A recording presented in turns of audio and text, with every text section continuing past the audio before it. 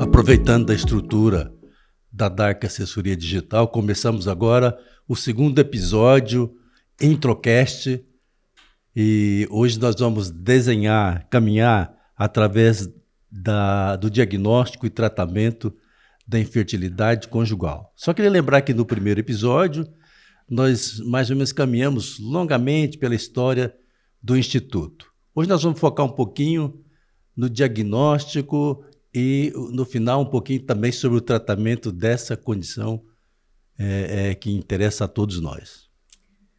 Muito bem. Primeiro, antes da gente entrar no assunto, eu queria que você falasse aqui por que Instituto Tropical de Medicina Reprodutiva. Nós esquecemos de falar no outro episódio. Nós estamos numa região tropical e nós fazemos pesquisa também.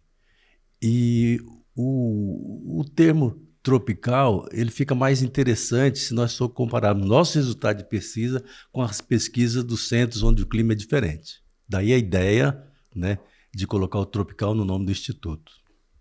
Isso. Então vamos entrar no assunto agora, caminhando pela fertilidade, decifrando a infertilidade, diagnóstico e tratamentos inovadores. É um tema relevante? É um tema relevante para as pessoas, para os médicos de outras áreas e também da nossa área de ginecologia? O que você acha? Eu acho extremamente relevante porque reproduzir é importante para a nossa espécie, não é? E só queria lembrar que a dimensão do que nós temos na frente.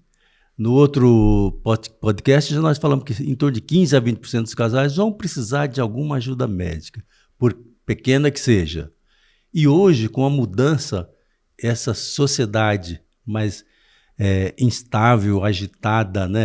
A gente chama líquida, né? Fluida, e onde os casais às vezes separam, tem casais de várias nuances, casais homoafetivos, ou mesmo os transgêneros, né? Então é importante que a gente esteja pronto, tenha uma estrutura para recebê-los e atendê-los da melhor maneira possível. Isso, tem a questão também da questão profissional hoje, tanto do homem como da mulher, mas mais a mulher agora que se lançou, né, para essa carreira profissional e está ganhando muito espaço e está deixando a questão da maternidade mais para frente, o que para nós que trabalhamos com reprodução é muito importante. Então, é relevante também para orientar esses casais todos, né, sobre isso. Perfeito. E também lembrando aqui dos casos de câncer, né? Onde tanto o homem quanto a mulher deveriam congelar e preservar os seus gametas para o futuro, para a reprodução futura. Então, interessa a muitos profissionais da saúde, não só ao ginecologista. Então, e com relação aos outros colegas, tanto ginecologistas quanto outras áreas, por exemplo, o oncologista, ele tem encaminhado os pacientes para congelar óvulos ou espermatozoides frequentemente? Não, menos do que o que desejávamos. Acho que falta um pouco de divulgação nisso. E às vezes a gente esquece quando a gente não é muito provocado. Mas nós temos recebido um número pequeno, mas crescente em relação a isso. Isso, então eu também percebo que colegas ginecologistas às vezes demoram para encaminhar um casal por deficiência nesse diagnóstico generalista que a gente fala, né? O oncologista, a gente pega pacientes que tiveram câncer, que fizeram quimioterapia e que não sabiam também de que poderiam ter congelado espermatozoides ou óvulos em casos de câncer de mama, linfoma, leucemia, que acontece muito cedo, muitas vezes tem que fazer quimioterapia, então vai para os hematologistas que tratam câncer também, câncer do sangue, o câncer linfático. Então isso é muito importante porque acontece em mulheres e homens muito jovens, né? Então acho que falta um pouquinho da gente conversar mais sobre isso e para isso chegar até esses colegas. Urologistas também, com relação a urologistas, também é importante eles terem essa ideia não só do problema masculino, mas a relevância da idade da esposa, não é? Perfeito. Então fala um pouquinho, doutor Sebastião, aí do urologista. Para ele Bom, ficar atento a ele isso. não pode esquecer da relevância do que você falou, da idade da esposa. Porque se ele propõe um tratamento esperando melhorar a qualidade do sêmen, que vai durar 1 ano, 6 meses, e a paciente tem mais de 37 anos, essa orientação faz com que haja prejuízo no futuro da reprodução dos dois. Isso, nós, enquanto ginecologistas da reprodução, nosso questionário, nossa anamnese é direcionada para os dois.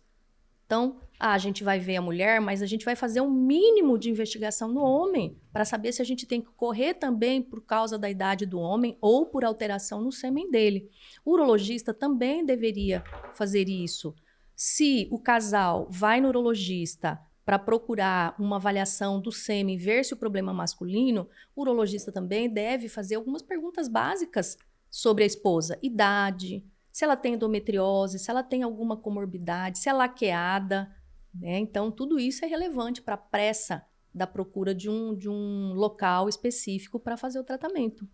E, mais ainda, considerando a pobreza dos resultados na melhoria do sêmen com os tratamentos para o homem existentes. É diferente da mulher, né? Isso. E o que você fala da questão dos médicos que trabalham com esporte? O esporte para melhorar a musculatura, uma pessoa que quer ir para a academia, quer melhorar essa performance. Então, qual o cuidado deste colega que trabalha na medicina do esporte? Sim, nós vemos com frequência no atendimento nosso homens azospérmicos devido ao uso inadvertido ou inadequado de testosterona com o objetivo de aumentar a massa muscular e o desempenho esportivo. Isso não é muito divulgado também. Por que a gente infere não ser muito divulgado ao receber os homens sem espermatozoide na história deles usando testosterona? Isso, então uma coisa que os médicos que trabalham com esporte não é não prescrever, mas primeiro questionar. Tem filhos, tem desejo de terem mais filhos, o casal, a mulher, às vezes ele tem, ela não tem. Então isso tudo pode influenciar. E ele poderia orientar. Colhe sêmen, congela se quer fazer essa reposição por um longo tempo, uma dose mais alta. Seria bem interessante isso, saber que existe o congelamento de sêmen, procedimento super simples, muito realizado, um banco de sêmen próprio para o homem que vai começar uma reposição de hormônio ou uma medicação masculina, né, para aumentar a performance.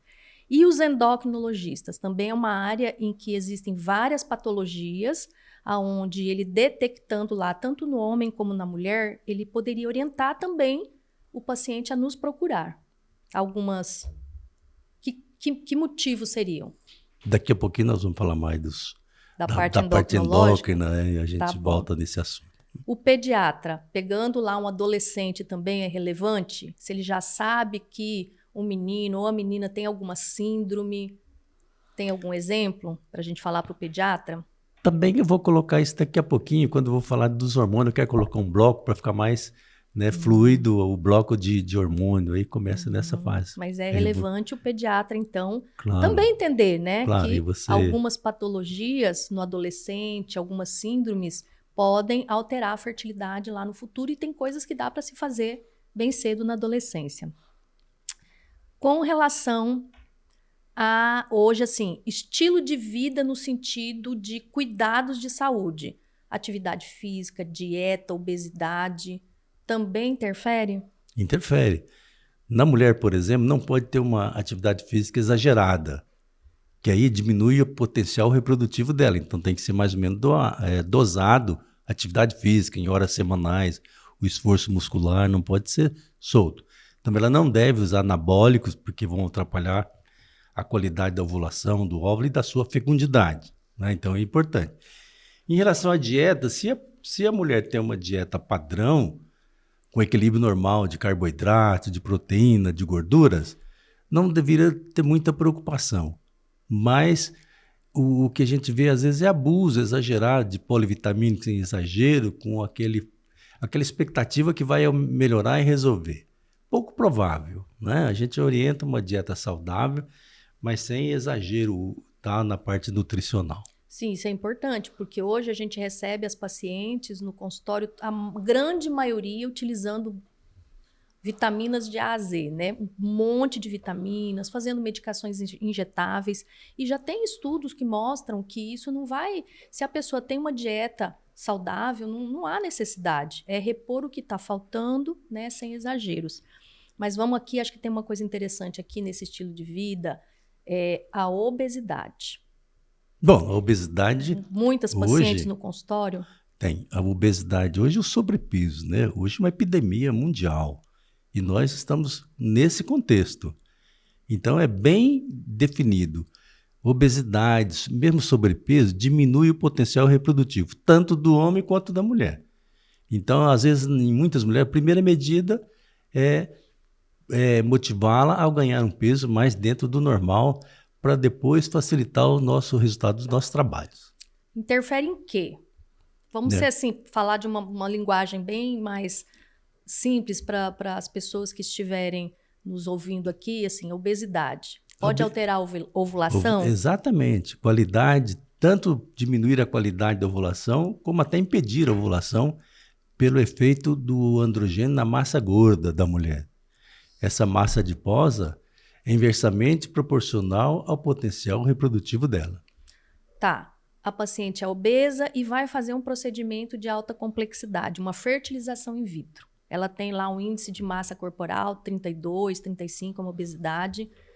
O que isso pode influenciar nos resultados? Interfere? Eu sou médico de mulher há mais de 40 anos. Eu estou do lado dela. Eu não posso ser o carrasco dela. Essa paciente tem obesidade, principalmente obesidade mórbida, ela não dá conta sozinha de resgatar o peso que eu desejaria para fazer o tratamento de reprodução. Principalmente os métodos mais complexos. O ideal para ela é congelar embrião ou congelar óvulos e depois perder o peso sem ansiedade imposta pelo médico. Ela vai ter um conforto de perder.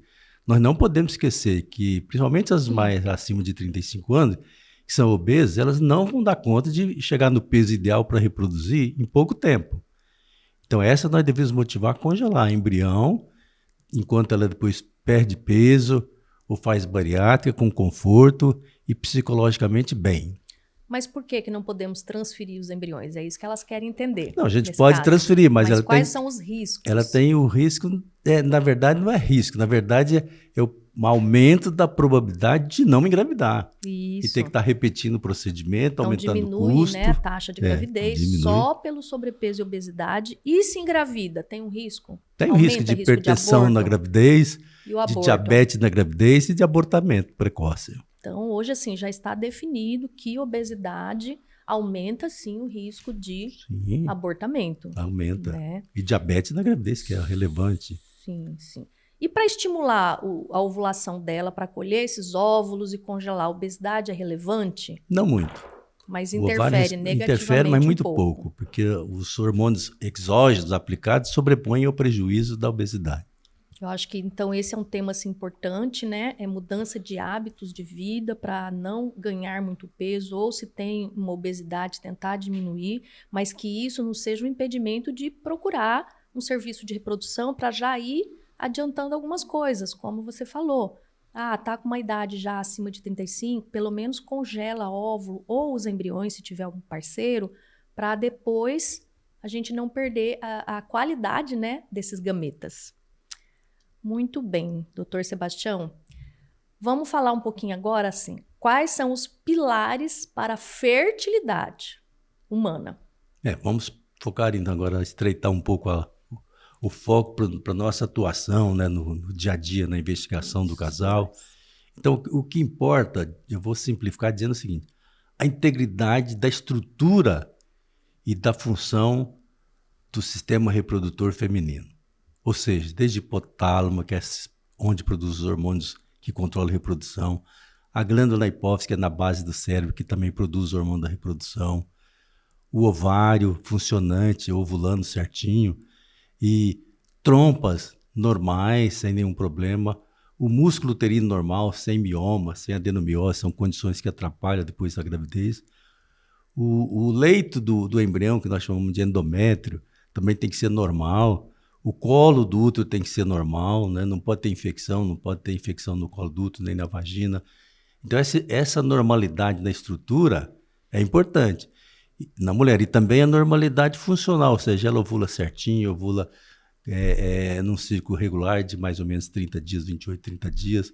E a história médica ajuda muito a definir isso, mas nós precisamos ter essa normalidade.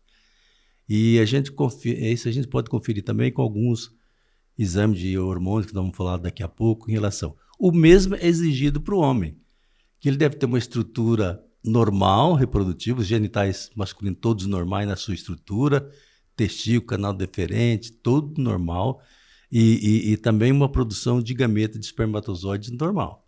O terceiro componente é o momento da relação, do coito. Então tem que ser oportuno. Num casal que tem relação habitualmente 2 a 3 vezes por semana, não há nenhuma preocupação. Certamente eles vão ter relação num dia fértil.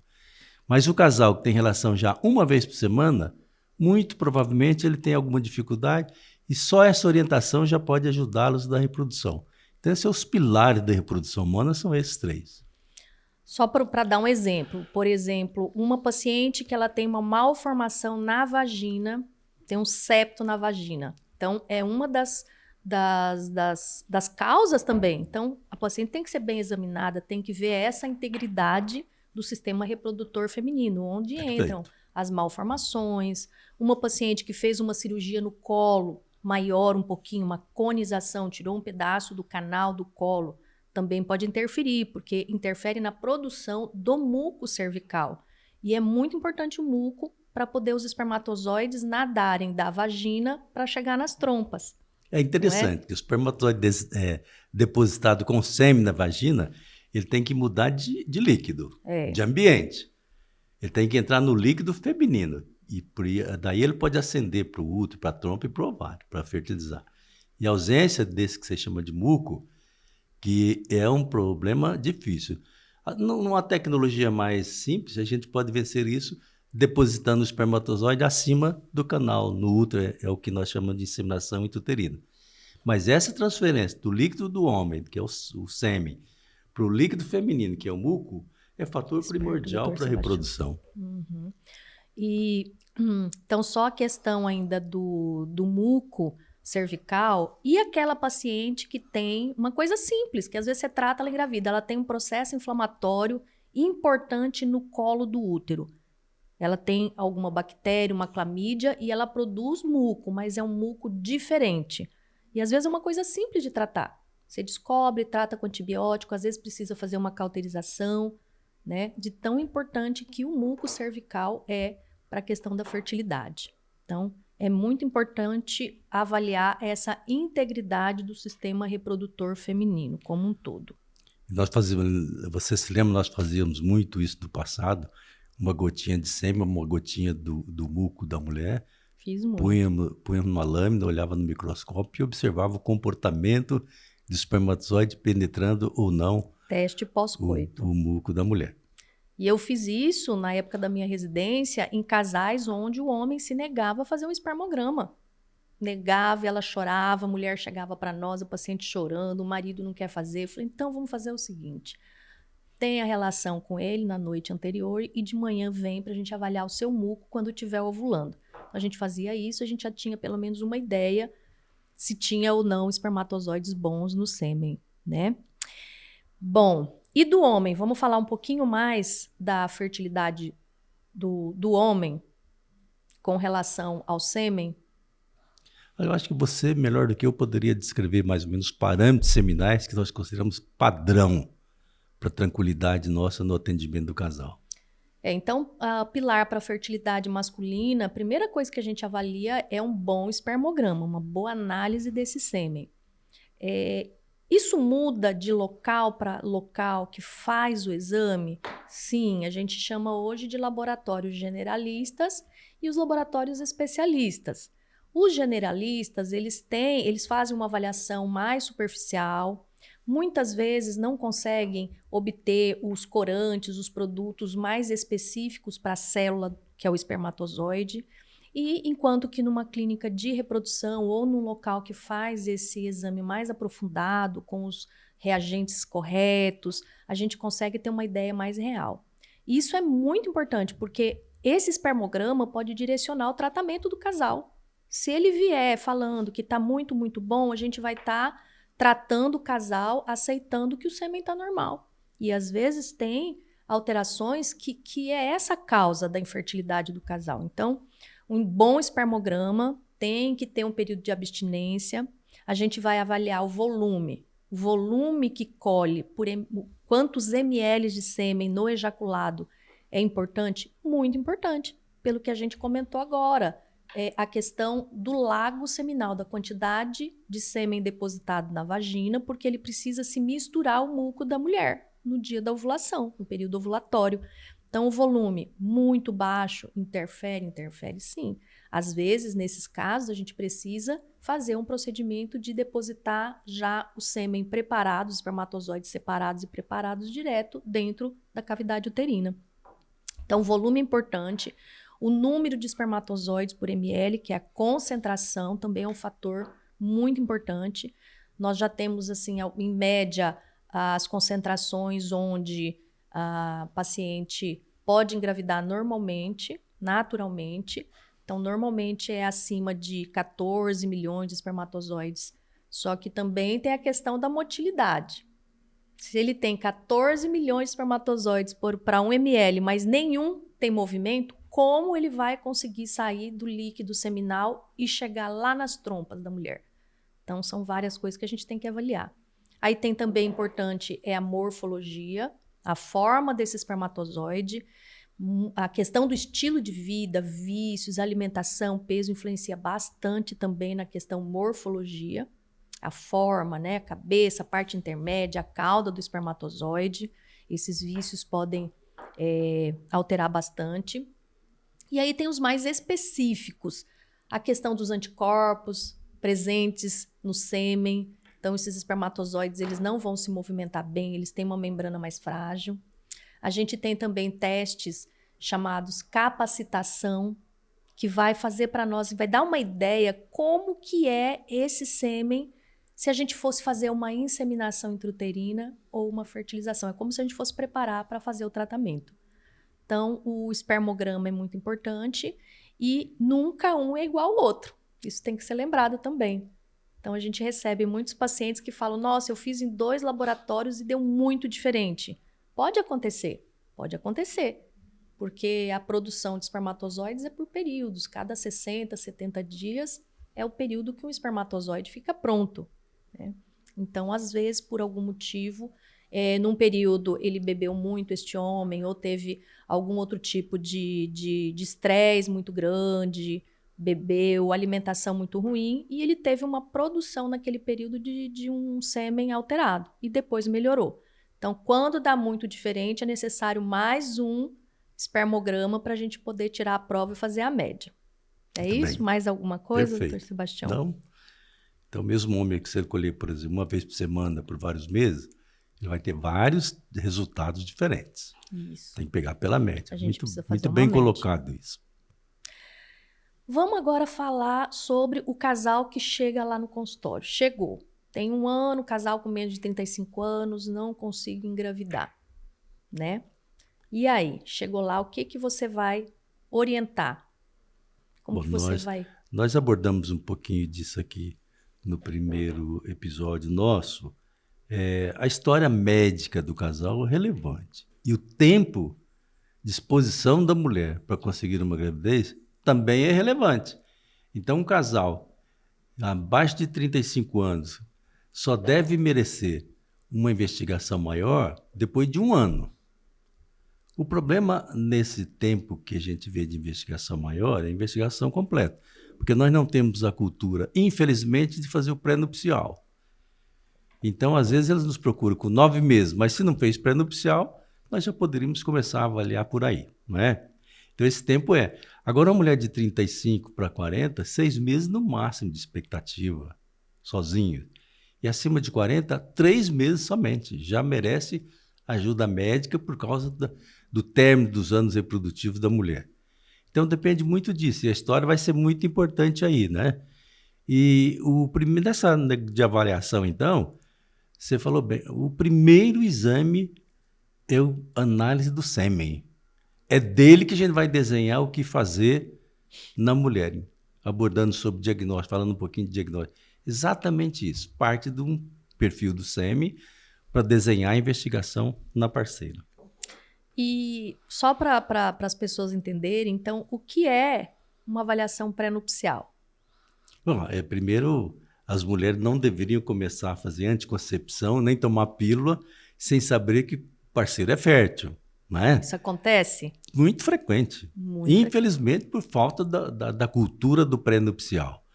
Então, no pré-nupcial, o homem é importante fazer análise do sêmen até para justificar a anticoncepção da mulher. Né?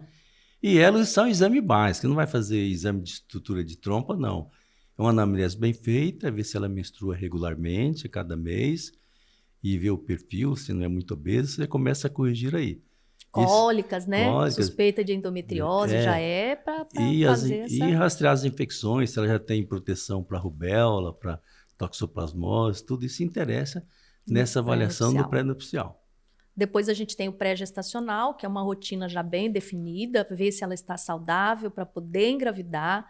O uso do ácido fólico, né, o metilfolato obrigatório. Eu sempre falo que mulher, ou ela tem que estar evitando, se não estiver evitando, ela tem que estar usando o ácido fólico, metilfolato, porque pode impactar nesse embriãozinho, ser um embrião com problemas no fechamento do tubo neural, problemas futuros graves, né? E para ter uma ideia, assim, que a gente chega, vê o casal, fala, eu acho que o problema é comigo. Qual que é a porcentagem de problemas no homem, na mulher? Isso é uma boa abordagem, porque na nossa cultura, nós somos todos bem machos no Brasil, né? Cultura latina, achamos que sempre é a mulher que está com alguma dificuldade. Na verdade, 1/3 das vezes o problema está no homem. 1/3 das vezes está na mulher. E 1/3 das vezes, arredondando os números, depende dos dois. Um pequeno fator em um soma com um pequeno fator no outro, o resultado é que dos dois, 1/3 pode não conseguir a gravidez por causa de ambos. E mais ou menos 10% dos casais, apesar de toda investigação mais superficial, ou mais ou menos superficial, a gente não encontra nenhum motivo para explicar. Infertilidade sem uma causa aparente. Sem causa definida. Isso. Com relação, assim, qual que é a chance de uma mulher, digamos que não tem nenhum problema, nada, de engravidar antes dos 35 anos? Por mês. Qual a taxa? Para todo mundo ter uma ideia. Não deveríamos pensar que seja maior do que 20%, não. Pode ser 20%, 25%, mas então, não chega... Para cada mês, se ela tiver uma frequência de relação em torno de 2 a 8 vezes, 2 vezes por semana, aparentemente tudo bem. A probabilidade é mais ou menos 20%, no máximo 30% então, com a cada mês. Com 6 meses, isso tem muito estudo mostrando, 60% dos casais já conseguiram uma gravidez. Ela com menos de 35 anos. Isso. Com 9 meses, 80% dos casais já conseguiram uma gravidez. Um casal normal. Depois de 12 meses, mais ou menos 80%, 90% conseguiram a gravidez. É o que sobra de infertilidade para nós investigarmos no segundo ano de relacionamento. E depois dos 35? Aí é pouco, né? É 15, 20 no máximo. Então esse 15 já é... né? E pior depois dos 40, que é 10% ou menos, né? Depois dos 40 anos. E as pacientes me falam muito, doutor, mas você acha que tenho pouca chance? Mas a minha tia ficou grávida aí com 48, tem exceção. Eu falo sempre, isso é na mão de Deus, não é na mão do médico, não é verdade? Porque, na verdade, a ciência não dá esse suporte para esperar muito tempo. Muito bem. E como que a gente começa a investigar um casal que já tem um diagnóstico de infertilidade? Chegou no consultório, tem 1 ano, 2 anos, não engravido. Qual é a abordagem? Primeiro, inicialmente na primeira avaliação, aprofundamos a história dos dois, né? O homem e da mulher. Vemos mesmo inclusive medicação que usa para ver se não tem nada iatrogênico atrapalhando. E como nós colocamos, desenhar transferir o que seria feito no pré-nupcial para a primeira avaliação do casal agora, né? Exame, começamos de novo com o sêmen do homem analisado, bem analisado, as infecções, a parte funcional da mulher, e só avançamos isso na segunda fase. No segundo momento, a gente avalia a parte hormonal da mulher completa, glândula tireoide, todos os hormônios envolvidos na reprodução, devem ser analisados aqui na segunda fase, e do homem também. Se a história dele tem algum problema hormonal, o problema de sêmen, a gente avalia, nesse segundo momento, a parte hormonal dele também. Né? E só numa terceira fase... Mas na segunda ainda tem o exame das trompas, que não é feito na primeira. Sim, a gente tem que vir dessa avaliação na segunda. Mas por que não pode fazer logo na primeira, antes do sêmen? Porque o exame é mais desconfortável para a mulher, ele é invasivo. Então, se o sêmen vier que não permite gravidez via trompa, o exame fica inutilizado. Isso, então a primeira fase a gente só vai para a segunda para fazer exame das trompas, tudo, quando a gente já tem um espermograma que mostra assim que ela deveria ter engravidado. O problema parece não ser masculino. Então a gente parte então para a segunda etapa, não pede tudo de uma vez, porque às vezes não tem indicação de fazer. Perfeito. Né? E aí as trompas estão obstruídas na segunda fase. Agora é a casinha do bebê, tem que ser examinada. Aí é o útero, não é? E a gente dá... O melhor exame para ver o útero da mulher é a esteroscopia, ou seja, colocar uma lente, igual para fazer endoscopia do estômago para gastrite, para ver o útero, fazer biópsia do endométrio, que é o leito de implantação, e a ultrassonografia, se for preciso 3D, mas em si você tem que desenhar o útero da mulher nessa fase. E ainda ver se não tem cisto em ovário, se não tem endometriose com lesão grande. Então, essa é a terceira fase da investigação. Eu só queria lembrar que hoje nós somos muito imediatistas. Todo mundo quer tudo rápido. Então, às vezes, a gente divide academicamente nas 3 fases, mas dependendo do momento, a gente pode sobrepor algumas fases, fazer isso tudo em 1, 2 meses, para não ficar 3 meses investigando. Principalmente se na história já indica alguma coisa, né? Nessa fase, na terceira fase de investigação, então é importante, quando você chega na segunda e não achou uma causa muito definida também, as trompas estão normais. Na fase 1, a gente viu que o sêmen está normal.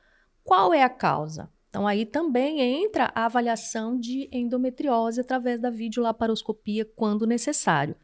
Né? Então, na fase 2, é uma fase de você sentar com o casal, falar, olha, não achamos nada, você quer partir para uma investigação mais aprofundada de endometriose ou já quer partir para um tratamento tipo uma fertilização in vitro, já a partir da fase 2. Então, é o momento que a gente conversa, porque aí vai envolver uma cirurgia, anestesia geral, então é sempre bom conversar e discutir se querem ou não seguir na investigação para descobrir a fundo mesmo a causa da infertilidade.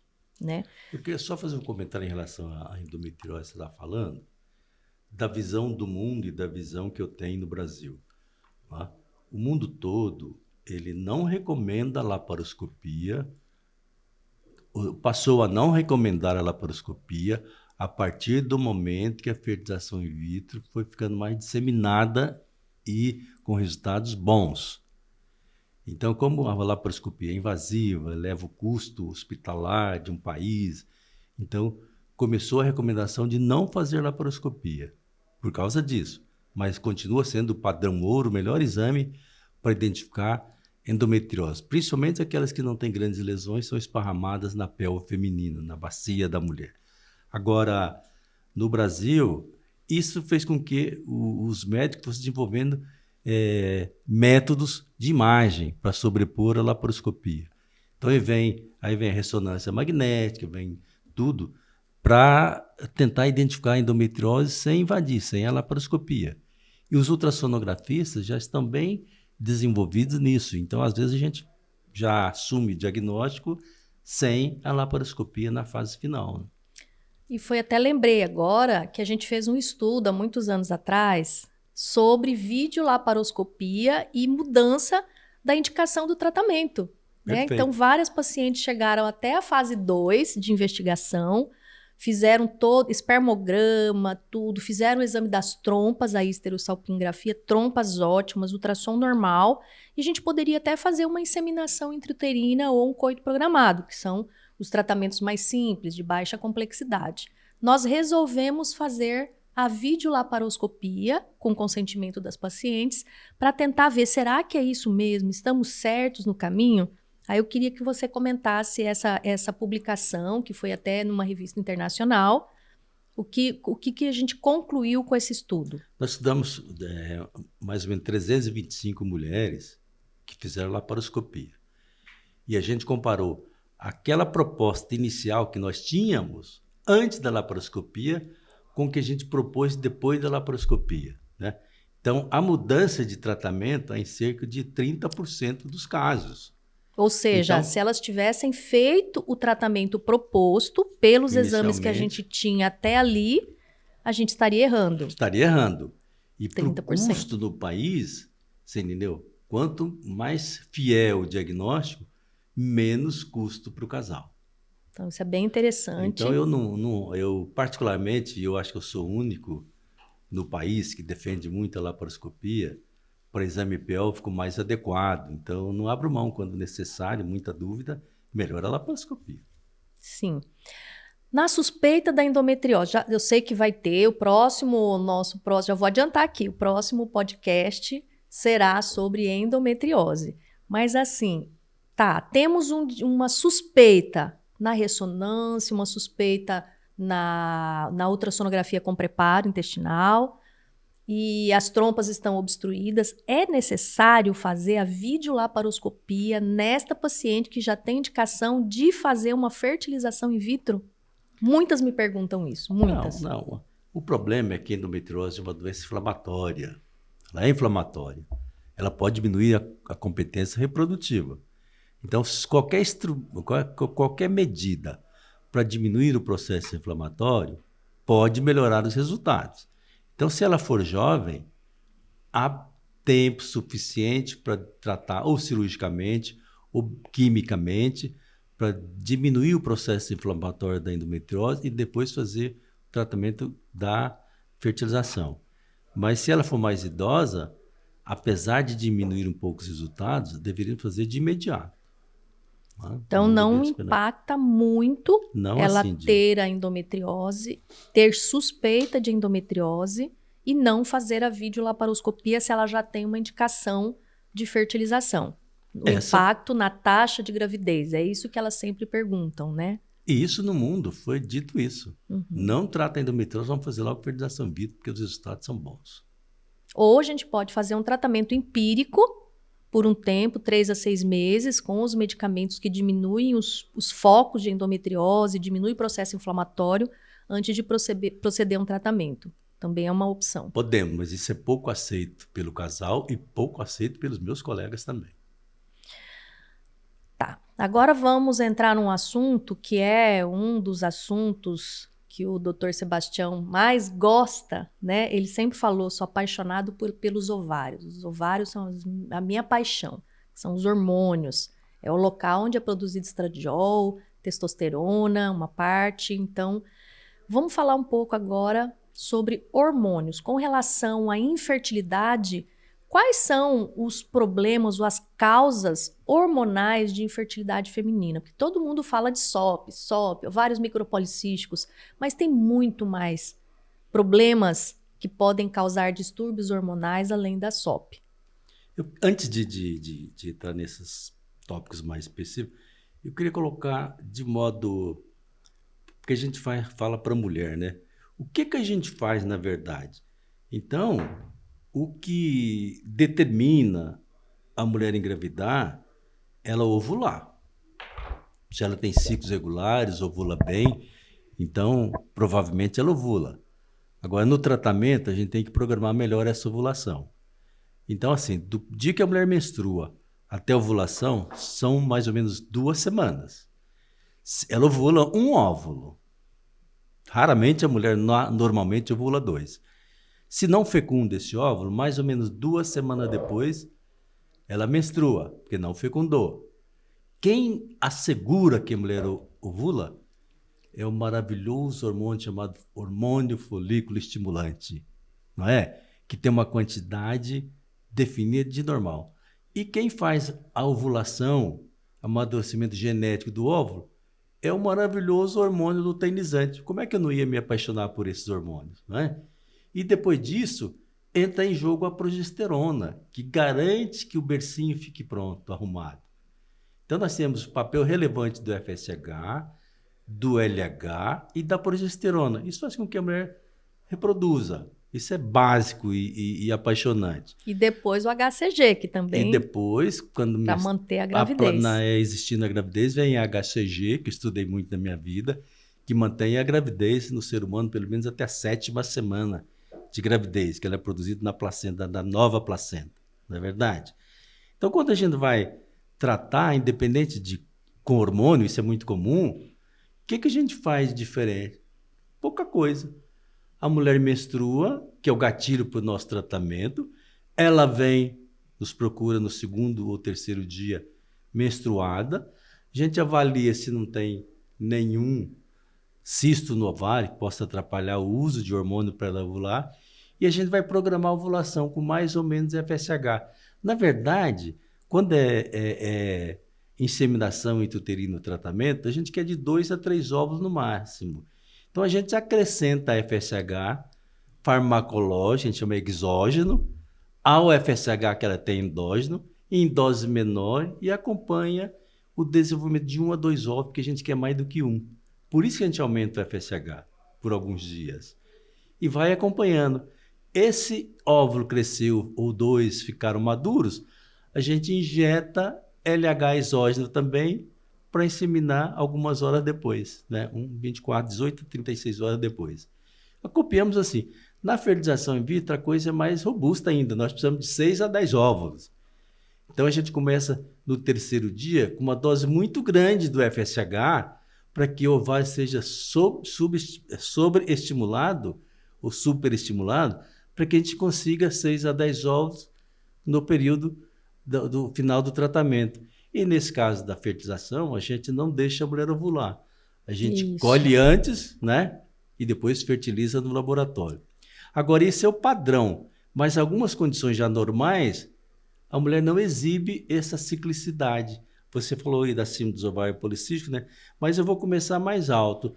Tem mulher que não ovula bem, precisa de estimular a ovulação com FSH, porque ela tem algum problema central. Imagine você, atleta extenuante.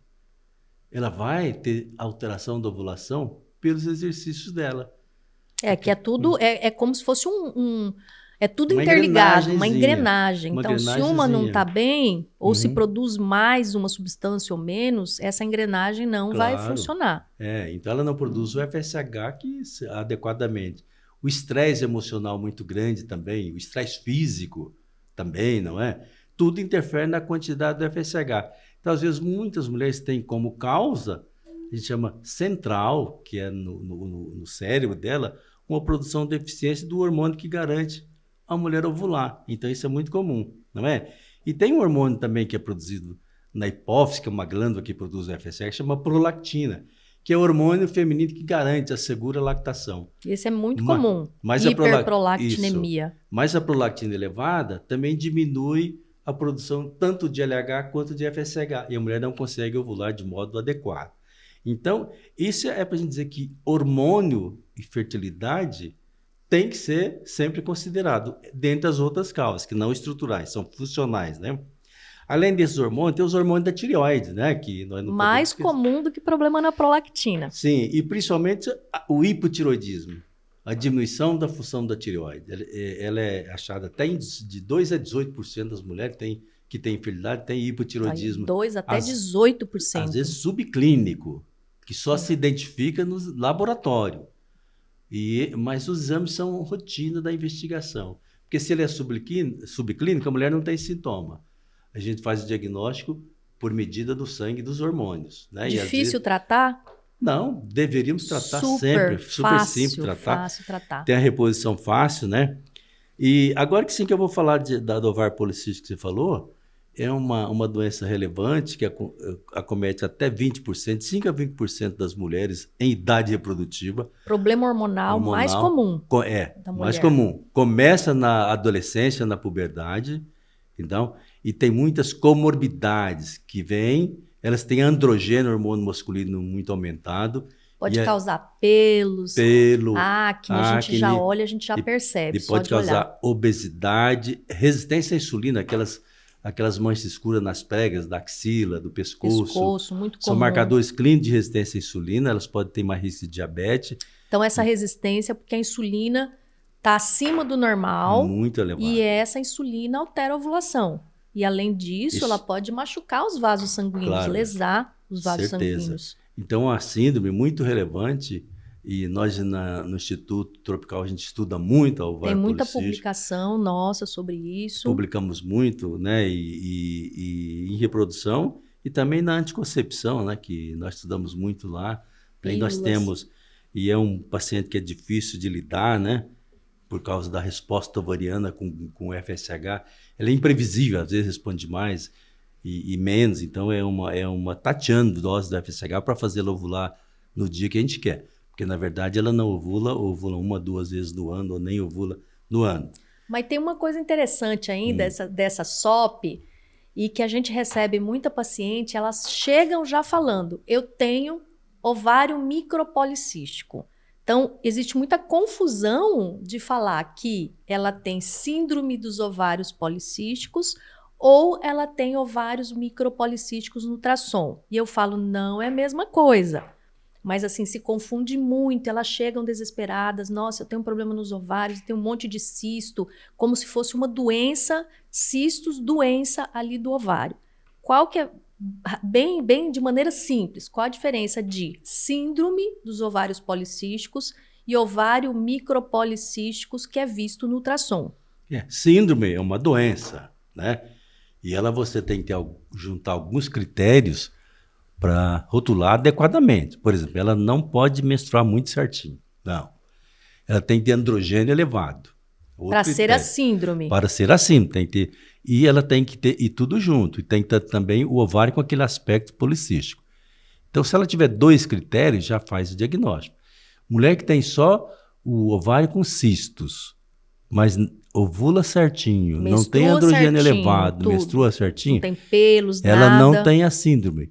E entre 20% e 20% das mulheres em idade reprodutiva tem esse aspecto policístico que não a doença. Ou seja, faz ultrassom, Sim. Vê o ovário micropolicístico, de todas essas que têm um ovário com esse aspecto, 20%, 25% não tem problema nenhum, engravidam normalmente, menstruam normalmente. Perfeito. Então, o ovário micropolicístico, eu sempre falo assim, olha, isso daqui é como se fosse febre numa criança. É um sinalzinho, mas aí você vai ver se tem alguma doença ou não. Às vezes não é nada, uma virosezinha, alguma coisa, nada complicado. Perfeito. Né? Então é um sinalzinho de que algo pode estar errado. E principalmente na adolescente. Isso causa uma grande confusão na adolescente, que isso pode ser um achado muito frequente na adolescente, os ovários com aqueles aspectos mais císticos mesmo. Tá, voltando um pouco lá, que você falou que a gente dá um remedinho para estimular a ovulação ou a produção de mais óvulos no ovário. E o que você me fala do uso de Clomid pelas pacientes em casa? A irmã falou, a vizinha falou que usou, engravidou, e aí começa a tomar.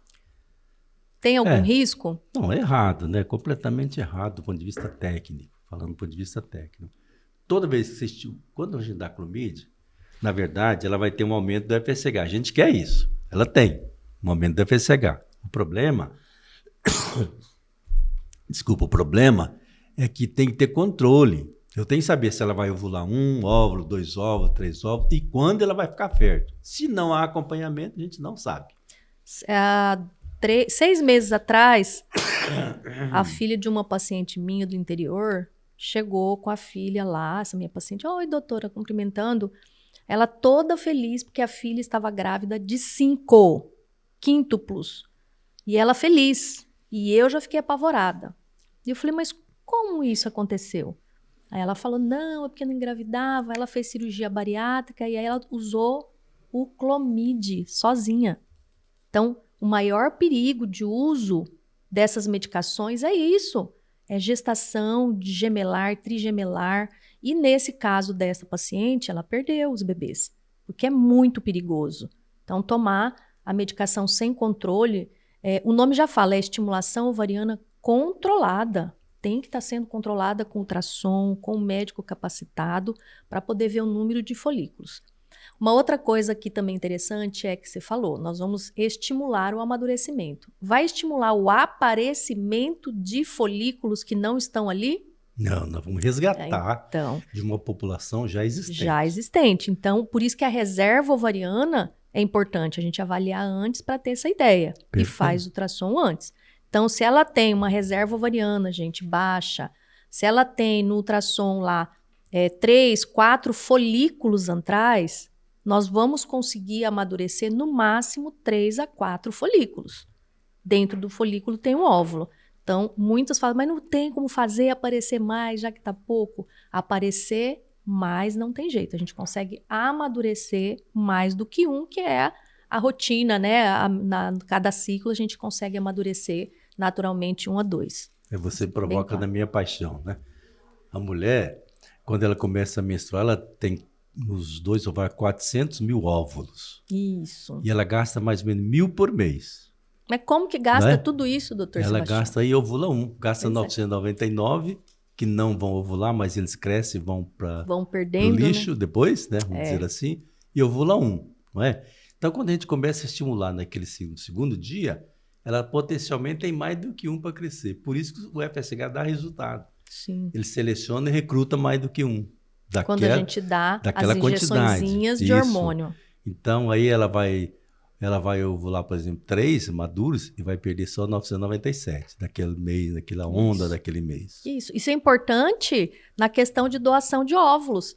Sim. Porque muitas não vêm ajudar outras mulheres, doar um pouco dos seus óvulos, porque tem medo de perder os seus óvulos, falar, nossa, eu vou entrar na menopausa precoce, eu vou entrar, no futuro eu não vou poder engravidar. Então, não é nada disso. É como o doutor Sebastião falou, a gente já tem uma população de óvulos programada para aquele mês. Ovula 1, o resto vai tudo para o lixo. Então, quando a gente dá o remédio para essas mulheres que querem doar óvulos, a gente dá o FSH, a gente só vai amadurecer uma parte dessa população de óvulos que ela desprezaria, ela jogaria no lixo, eles morrem, eles entram num processo chamado atresia. Então não vai perder óvulo bom, não vai entrar na menopausa por causa disso e nem vai afetar a fertilidade futura dessas mulheres que querem doar.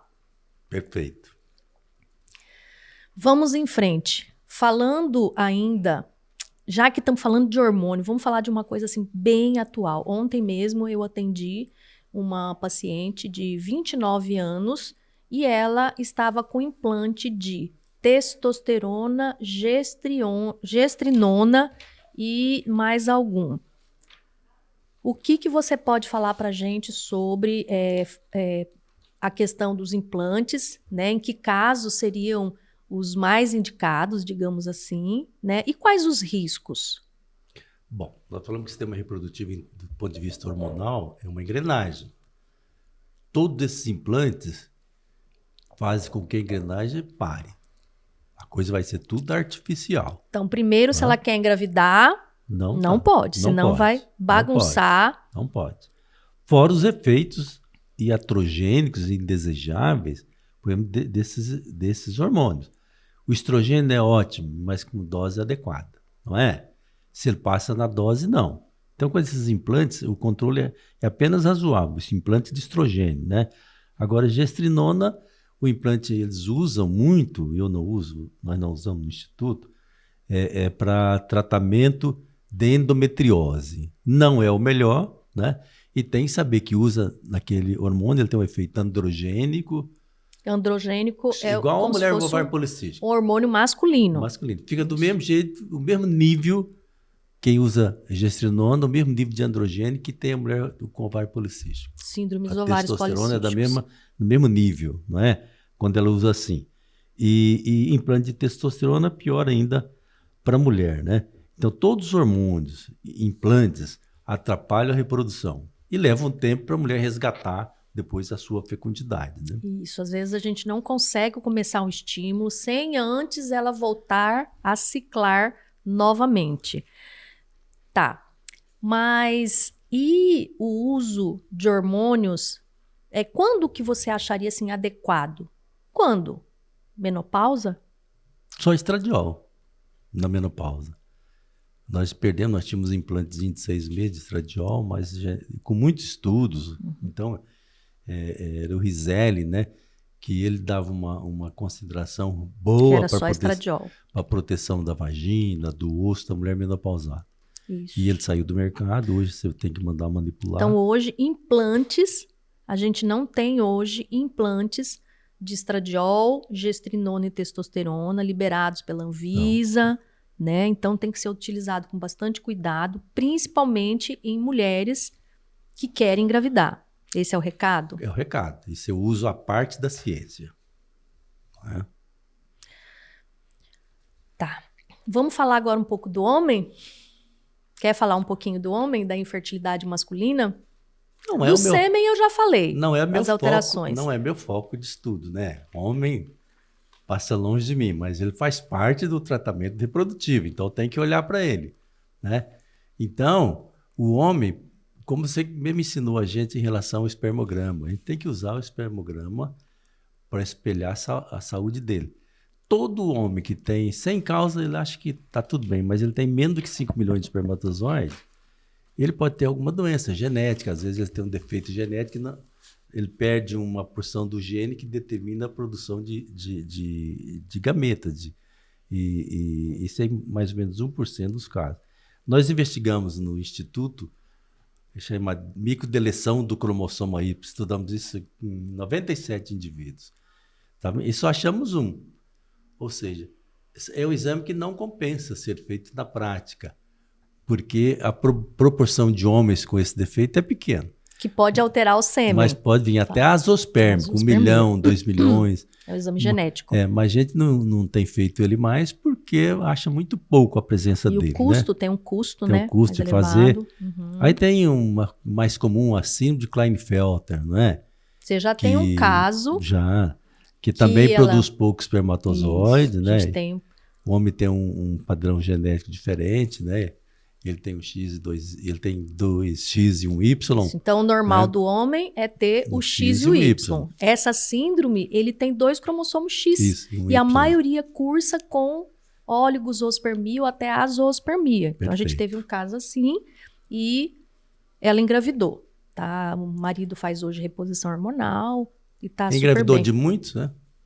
Engravidou a pedido deles, eles não tinham condições e eles pediram para transferir 4 embriões.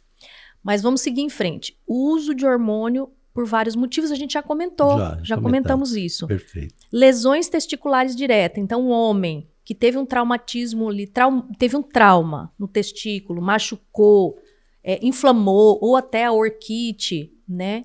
Além de alterar a produção dos espermatozoides, ainda temos a produção dos anticorpos contra espermatozoides.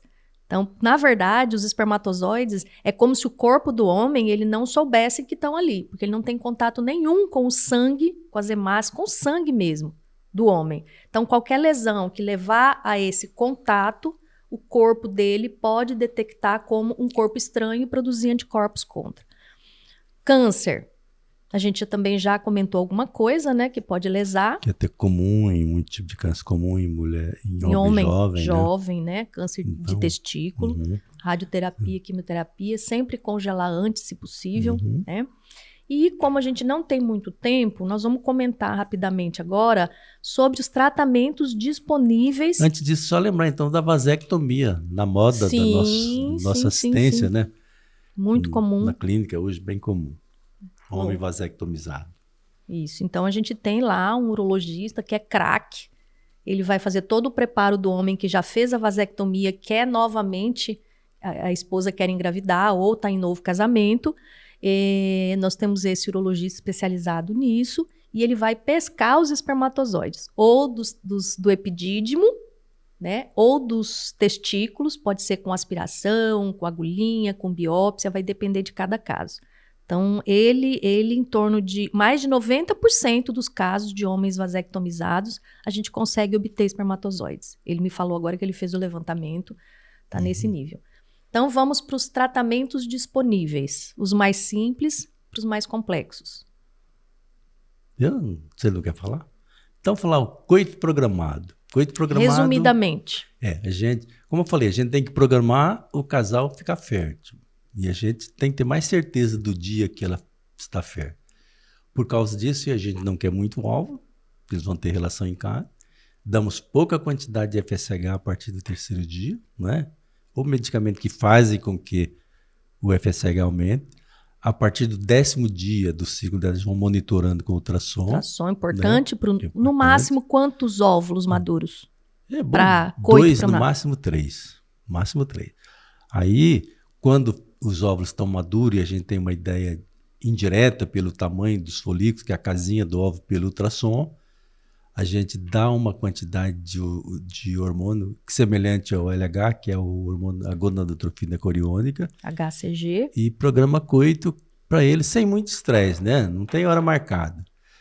Senão eles ficam estressados. Vocês vão ter relação hoje de manhã, à noite, amanhã de manhã, sem marcar a hora certinho, nos períodos férteis. Por 2, 3 dias, né? E depois aguardar as 2 semanas para o teste de gravidez. Taxa de gravidez média para uma mulher até 35 anos. Máximo 20% de expectativa e 80% de dar errado e ter que repetir o procedimento. Então, importante, recado que fica se for um tratamento de baixa complexidade, nunca desistir na primeira vez. Você tem que estar preparado para fazer 3, 4 vezes. Não, e hoje a gente vai vendo cada vez mais a questão geográfica é importante. Se o casal mora muito longe, com essa competência do tratamento... 20% às vezes não vale a pena. Melhor não compensa, né?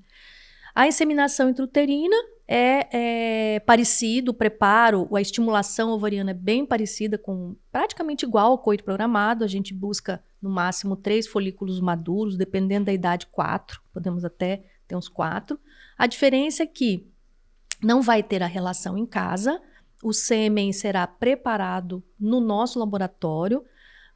A gente pega aquele volume, digamos que 3, 4 ml do sêmen coletado, nós vamos preparar e separar os melhores espermatozoides num volume de 0,4, 0,5 ml e no dia que ela estiver ovulando, a gente introduz com catéter dentro do útero. Então, a inseminação é intrauterina.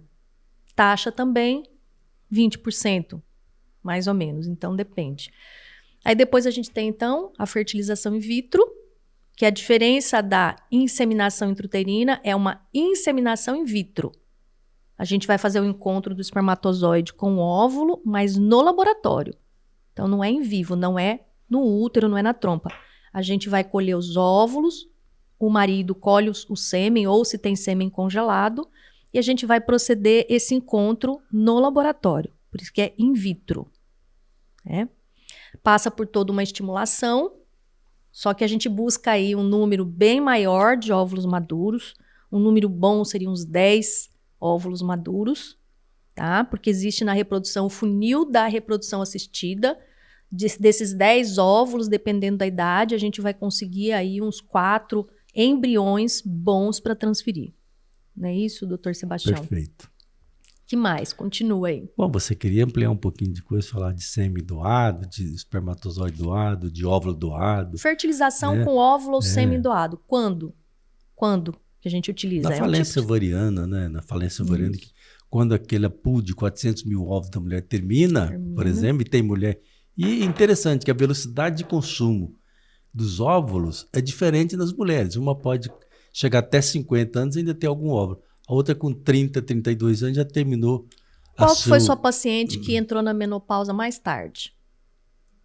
A idade? Não me lembro de... A minha foi 56. Né? Todo ano ela vinha, eu falei, Dona Maria ainda está menstruando? Ainda. Com 56 ela parou. É uma exceção. Na média, são 51 anos de idade para acontecer a menopausa, né? Então, a baixa reserva pode ser acontecer cedo, né? E a gente tem um marcador, nós não falamos do hormônio antimileriano, né? Na reprodução, que ele marca muito de modo indireto, mas é importante quando a gente quer avaliar a reserva ovariana de determinada mulher. Né? É um dos mais importantes para avaliar importante. reserva ovariana. E o resto você que é professor, para congelar tudo aqui. congelar sêmen, congelar embrião, né? Fazer biópsia de embrião para estudo genético. Tudo isso hoje é possível no nosso instituto, né? Tudo. Hoje a gente faz todos os tipos de tratamento em reprodução assistida. Então, hoje a gente tem bastante pacientes, homens que congelam o sêmen antes de fazer uma vasectomia. Está se falando bastante no congelamento programado também, né? Muitos querem congelar porque querem utilizar hormônios masculinos para academia, querem congelar porque não pretendem engravidar ou ter um filho tão cedo e já estão lá com seus 40, 45. Existe o congelamento de óvulo também programado ou médico, indicação médica em caso de câncer, alguma doença mais grave, ou se ela vai passar por uma cirurgia, ou por um câncer, ou por uma patologia benigna também. Então, é uma mulher nova, ela tem tumor bilateral benigno, o mais comum na jovem é o tumor dermoide também, né, que tem endometriose. Então, a gente congela antes porque na cirurgia existe um grande risco de retirar os 2 ovários. Então, a gente já tenta preservar esses óvulos. A fertilização com biópsia de embrião, isso é muito, assim, é hoje um procedimento muito utilizado, principalmente nas mulheres com mais de 38 anos. Então, a gente vai procurar alterações nos cromossomos, tá? Então, pela idade, a gente indica a partir dos 38. Antes disso, se o casal quiser, pode fazer, não tem problema, mas a gente indica a partir dos 38 anos. Quando ela tem, quando o marido tem uma idade mais avançada, quando ela tem abortamento, né, de repetição, teve abortos e por quê? Por que está acontecendo? Ela é nova, o marido também, então a gente também faz para selecionar os embriões bons geneticamente. Quando o homem tem uma alteração severa no sêmen, e aí fez exame genético dele, não achou nada, a gente faz também. Então tem inúmeros motivos. Tem uma biópsia interessante também, é quando existe uma doença na família, uma doença que é da família, hereditária.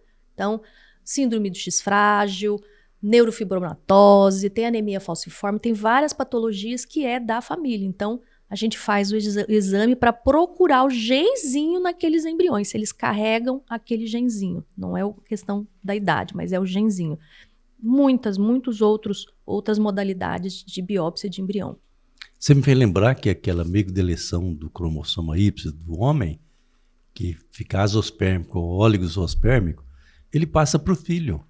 Então, o filho, às vezes, tem também Sim. a dificuldade em gestar por causa da quantidade de espermatozoide. Interessante. Perfeito.